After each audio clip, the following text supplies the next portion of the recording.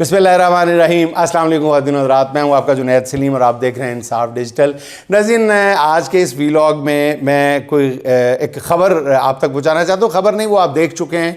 मैं उस ख़बर के हवाले से मैडम वज़ीर आला से सवाल पूछना चाहता हूँ कि वो साबिक वज़ीर आला पंजाब और स्पीकर कौमी असम्बली के ख़िलाफ़ क्या कार्रवाई करने जा रही हैं। ये मैं आगे चल के पूछूँगा। लेकिन नाज़रीन, आज गुफ्तगू का आगाज़ करते हैं कि जी सुप्रीम कोर्ट में 1 साल के तवील इंतज़ार के बाद इमरान खान से मुतालिक 14 मुकदमात की समाअत हुई है। अदालत ने साइफ़र केस में 3 रुकनी बेंच बनाने का हुक्म दिया है। अलकादिर ट्रस्ट केस में इमरान खान की ज़मानत मनसूखी की दरख्वास्त गैर मौसर होने की बुनियाद पर खारिज कर दी गई है। तोशाखाना केस में बानी PTI और बुशरा बीबी की ज़मानत मनसूखी की दरख्वास्तें भी गैर मौसर होने पर खारिज हो गई हैं। 9 मई लाहौर वाक़यात में इमरान खान की ज़मानत मनसूखी की दरख्वास्तों पर 3 रुकनी बेंच बनाने का हुक्म दिया गया है। अदालत ने इमरान खान से फ़ौरी मुलाकात की दरख्वास्त भी खड़का दी, तो नहीं कहना चाहिए, मुस्तरद कर दी। अदालत ने इमरान खान से मुतालिक रिपोर्ट तलब कर ली है। कल इस रिपोर्ट के बाद जेल में मुलाकात के हवाले से फ़ैसला होगा। समाअत के बाद मीडिया से गुफ्तगू करते हुए इमरान खान के वकील बैरिस्टर सलमान सफदर साहब ने कहा है कि जी 300 मुकदमात में इमरान खान ने कभी मेडिकल एक्सक्यूज़ नहीं लिया। कोई उनके प्लेटलेट्स और कुछ नहीं हुआ, कभी भी उनको नहीं हुआ, ना बुखार तक नहीं हुआ। यानी उन्होंने बुखार को बुनियाद बना के कोई रिलीफ़ लेने की कोशिश की हो, कभी नहीं। उन्होंने कहा कि ना उन्होंने ऐसा किया है और ना आइंदा ऐसा करेंगे। लेकिन इसका ये मतलब नहीं है कि मैं बतौर वकील अपने क्लाइंट इमरान खान की सेहत से बेखबर हो जाऊँ, लाताल्लुक़ हो जाऊँ। मुझे सख्त तशवीश है कि इमरान खान को पिम्स हॉस्पिटल क्यों मुंतकिल किया गया, मेरे क्लाइंट का क्या इलाज हो रहा है। मुझे चीफ जस्टिस सुप्रीम कोर्ट हर सूरत कल इमरान खान से मुलाकात की इजाज़त दें। बैरिस्टर सलमान सफदर ने मज़ीद कहा कि सिर्फ मुझ पर 300 से ज़्यादा केसेस का बोझ है। मैं ये केसेस अदालतों में कैसे लड़ सकता हूँ जब तक मेरी रसाई मेरे क्लाइंट्स तक ही नहीं होगी। 5 माह में सिर्फ 1 मुलाकात, और वो भी 10 मिनट। इस वक्त सर्दियाँ भी ख़त्म होने को आ गई हैं। 1 हफ़्ते बाद रमज़ान की आमद है। रमज़ान में तरजीही बुनियादों पर ज़मानतें सुनी जाती हैं। सलमान सफदर के दलाइल के बाद अब देखें सुप्रीम कोर्ट कल क्या फ़ैसला देती है, क्या गुल खिलाती है। इमरान खान से वकला की मुलाकात के हवाले से भी कल ही फ़ैसला होगा। वकला कहते रहे कि जी इमरान खान से मुलाकात के हवाले से आज ही फ़ैसला दे दिया जाए, मगर जनाब चीफ जस्टिस साहब ने कहा दूसरे वकील फरीक को सुने बगैर वो फ़ैसला नहीं दे सकते। कैसे दे सकते हैं? नाज़रीन, कानून के हर तालिब इल्म के लिए ये रिमार्क्स बड़े हैरान कुन हैं। उन समझ नहीं आ रहा कि वकला की अपने क्लाइंट के साथ मुलाकात के लिए मुखालिफ फरीक को किस हवाले से सुनना ज़रूरी है। अगर मुखालिफ वकाला ने कल मुखालफत कर दी कि जी वकील को अपने क्लाइंट इमरान खान से मुलाकात के बगैर ही केस लड़ने का हुक्म दिया जाए, तो क्या अदालत ये इस्तदा कबूल कर लेगी? इसके लिए क्या जवाज़ तराशा जाएगा? दुनिया के मतलब फ़ौजी अदालतों में भी किसी मैं आप फ़ौजी अदालत भी छोड़ें, वो अगर किसी जंगल में कोई अदालत या कोर्ट कचहरी या क्या कुछ लगता होगा कोई इंसाफ की फराहमी के लिए, झींगा लाला हू वाला, वो वहाँ पर भी मेरा ख्याल है कि किसी को इजाज़त दी जा सकती है कि आप इसके हक़ में अगर कोई गवाही है, कोई वकील नुमा चीज़ आती है तो वो बता दे। मतलब कैसे अदालत अगर करती है तो कैसे रिफ्यूज़ करेगी? आप अंदाज़ा लगा के, अगर आपके ज़हन में कोई है अदालत का बहाना तो मुझे कमेंट्स में बता दीजिएगा। चले, कोई सख्त तबसरा करने से पहले मैं यही कहता हूँ कि जी कल के कोर्ट ऑर्डर्स का इंतज़ार कर लेते हैं, देख लेते हैं। अच्छा नाज़रीन, सुप्रीम कोर्ट में इमरान खान के मुकदमात की समाअत के साथ ही शहर इक़्तिदार में तरह तरह के तबसरे शुरू हो गए हैं। गुज़िश्ता रोज़ जनाब नजम सेठी का कहना था कि हालात ऐसे बन रहे हैं कि इमरान खान को बनी गाला मुंतकिल किया जा सकता है। नजम सेठी का कहना यह था कि आने वाले दिनों में डोनाल्ड ट्रंप पाकिस्तान से ऐसी कई डिमांड्स कर सकता है जिसका पूरा करना मुश्किल ही नहीं नामुमकिन होगा। ऐसे हालात की पेशबंदी करते हुए इमरान खान को बनी गाला मुंतकिल किया जा सकता है। दूसरी तरफ नाज़रीन, कुछ ज़रा ये भी दावा कर रहे हैं कि इमरान खान से जेल के अंदर इस्टेब्लिशमेंट की ना सिर्फ बातचीत जारी है बल्कि इसमें कोई ब्रेक थ्रू भी हुआ है। अब इस्लामाबाद के कुछ सहाफ़ी ये भी दावा कर रहे हैं कि इमरान खान से मुलाकात पर गैर एलानिया पाबंदी 8 फरवरी तक थी। इस वजह से आज 9 फरवरी को इमरान खान के मुकदमात मुकर्रर हो गए। सुप्रीम कोर्ट ने हुकूमत को नोटिस भी जारी कर दिया। ज़राए का कहना यह है कि कल इमरान खान से वकला और फैमिली को मुलाकात की शायद इजाज़त भी मिल जाए। नाज़रीन, एक और 8 फरवरी इमरान खान और तहरीक इंसाफ के नाम रहा। इस हवाले से 2 आरा पाई जाती हैं। मैं दोनों आपके सामने पूरी ईमानदारी के साथ और गैर जानिबदारी के साथ रख देता हूँ। सबसे पहले नाज़रीन, मुझे एतराफ़ करने दें कि कल 8 फरवरी को हड़ताल और पहिया जाम पर कौम का जो रिस्पॉन्स आया है मजमूई तौर पर होमोजीनियस नहीं, یعنی سب جگہ پر ایک جیسا رسپانس نہیں تھا. سچی بات یہ ہے کہ یہ میری توقعات کے برعکس تھا. میرا خیال یہ تھا کہ ہڑتال اور پہیہ جام کے پی کی حد تک ہی کامیاب ہوگا. زیادہ سے زیادہ یہ توقع تھی کہ کراچی کے کچھ حصوں میں اس کا اثر نظر آئے گا. لیکن ناظرین سچی بات آپ کو بتاؤں, اس کو بڑے عجیب طریقے سے میڈیا میں بھی بلکہ سوشل میڈیا میں پورٹرے کیا گیا ہے. لیکن حقیقت یہ ہے کہ کل جو کچھ لاہور میں ہوا ہے نا, اس پر میں یہ کہہ سکتا ہوں کہ یہ کسی کے وہم و گمان میں بھی نہیں تھا. بلکہ جس طرح 8 فروری 2024 کو کوئی سوچ نہیں نہ سکتا تھا کہ قوم اس طرح باہر نکلے گی, مطلب اور مولی گاجر جوتے پلنگ کنگھی اور نہ جانے کون کون سے نشانات ڈھونڈ کر ٹھپے لگائے گی. تحریک انصاف پر پابندی لگوانے اور اس کا نشان چھین لینے کے بعد نواز شریف ریس میں اکیلے دوڑے اور پھر ہار بھی گئے. میرے خیال میں کل تحریک انصاف نے نون لیگ کو اسی طرح کا دوسرا بڑا جھٹکا دیا ہے. اگرچہ میڈم وزیر اعلیٰ کا کہنا یہ ہے کہ پنجاب میں کسی قسم کا کوئی احتجاج ہڑتال یا شٹر ڈاؤن نہیں, ان کو کہنا بھی یہی چاہیے. مگر ان کا کیا, وہ تو یہ بھی کہتی ہیں کہ جی ان کے والد نواز شریف نے ڈاکٹر یاسمین راشد سے الیکشن جیت لیا تھا, ان کو کون روک سکتا ہے, وہ کہہ سکتی ہیں, ان کو کہنا بھی چاہیے. ان کے ابا ہیں, خود اپنے بارے میں بھی وہ کہہ سکتی ہیں میں بھی جنرل جیتی ہوں. دوسری طرف تحریک انصاف نے پنجاب کے ناظرین 500 بازاروں کی باقاعدہ فوٹیجز جاری کیے ہیں اور ٹائم کے ساتھ جاری کیے ہیں جہاں کل شٹر ڈاؤن تھا.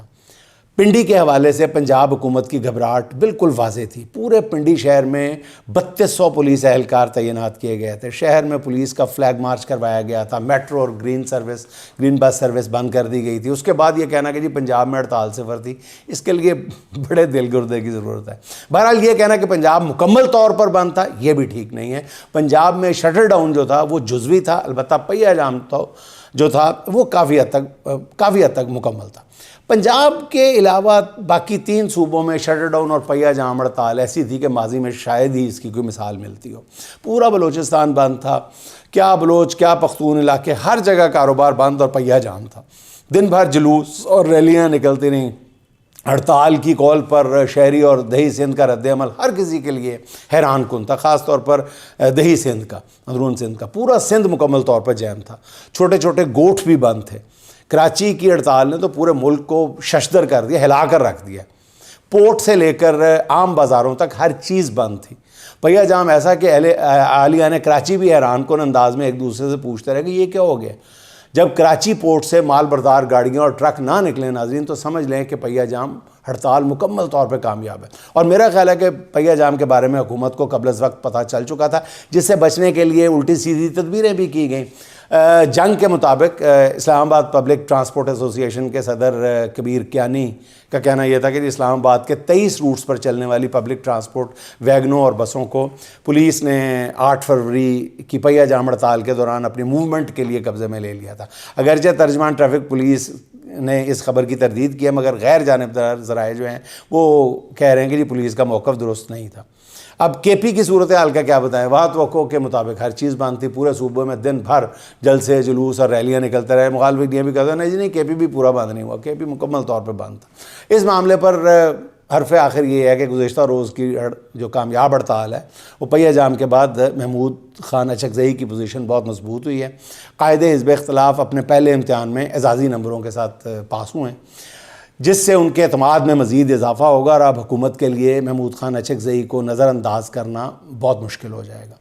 اب ناظرین بات کر لیتے ہیں لاہور میں بسنت کی, جس کے لیے صوبے کے وسائل کو اندھا دھند جھونکا گیا, مگر 3 روزہ بسنت سے عوام کی غالب اکثریت لا تعلق رہی ہے. پھر ناظرین آپ کہیں گے نہیں جی چھتوں پہ تو بڑا میلہ تھا.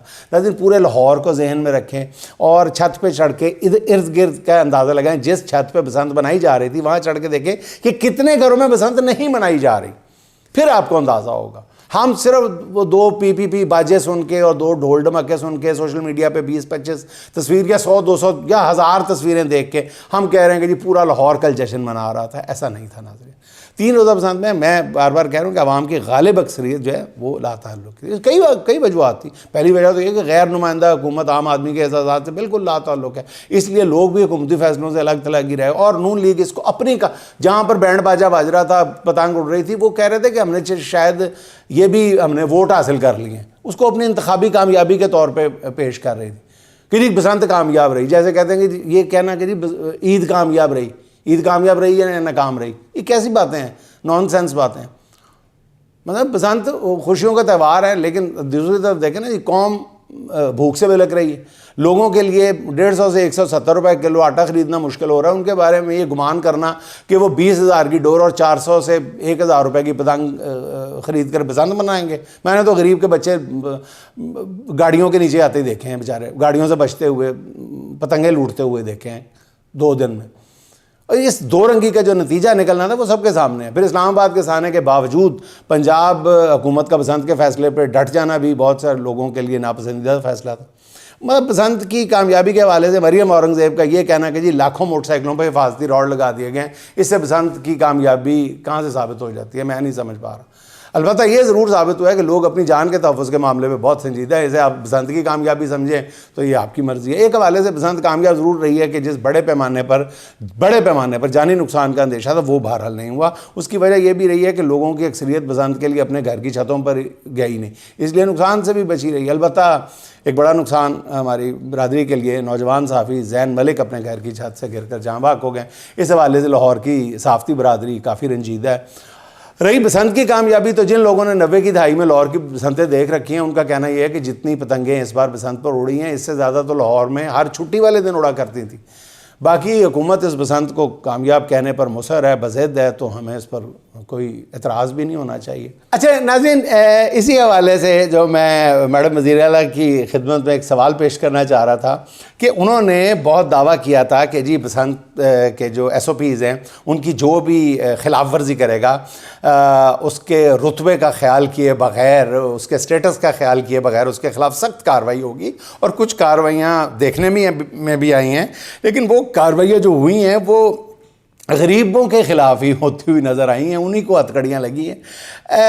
1-2 تصویریں یا ویڈیوز ہیں, انہیں میں نے دیکھا. ناظرین آپ نے بھی دیکھا ہوگا کہ محترمہ میڈم وزیر اعلیٰ کے فرسٹ کزن حمزہ شہباز صاحب جو سابق وزیر اعلیٰ پنجاب بھی ہیں, وہ کل کھلے عام SOPs کی خلاف ورزی کرتے ہوئے چھت پہ چرخی کے ساتھ پتنگ اڑاتے ہوئے نظر آئے.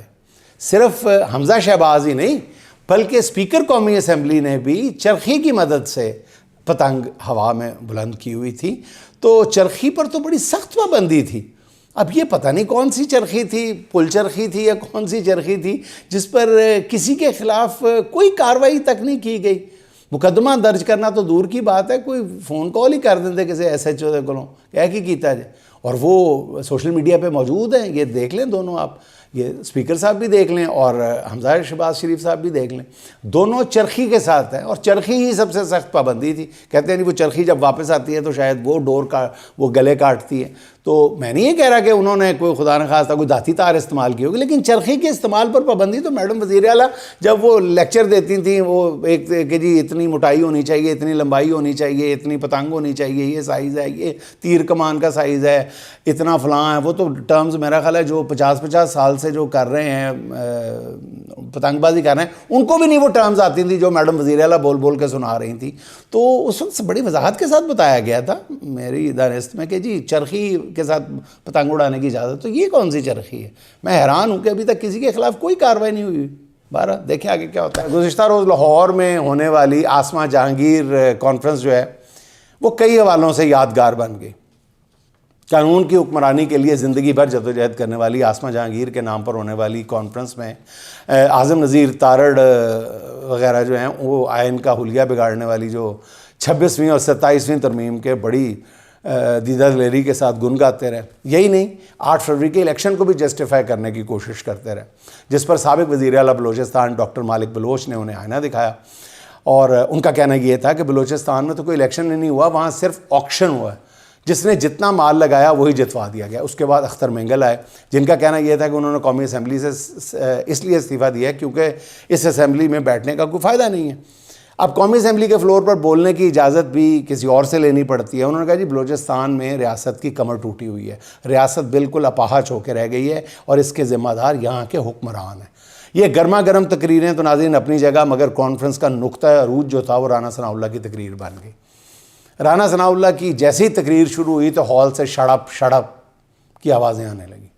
اب رانا ثناء اللہ کو ماحول کو سمجھتے ہوئے میری ذاتی رائے ہے کہ تقریر سے گریز کرنا چاہیے تھا, بیک آؤٹ کر دیتے کہ یہ ٹھیک طریقہ نہیں اور چلے جاتے, مگر وہ ڈٹ گئے. کیسے فارم 47 پر جیتنے والے ڈٹے ہوئے ہیں کہ نہیں ہم سچی مچی جیتے ہیں. اور پھر انہوں نے تقریر پہ نہ صرف ڈٹے بلکہ انہوں نے الٹا غلطی یہ کی کہ حاضرین پر تنقید شروع کر دی، جس پر تقریباً تمام حاضرین جو تھے وہ تقریر کا بیک آؤٹ کر کے ہال سے باہر چلے گئے.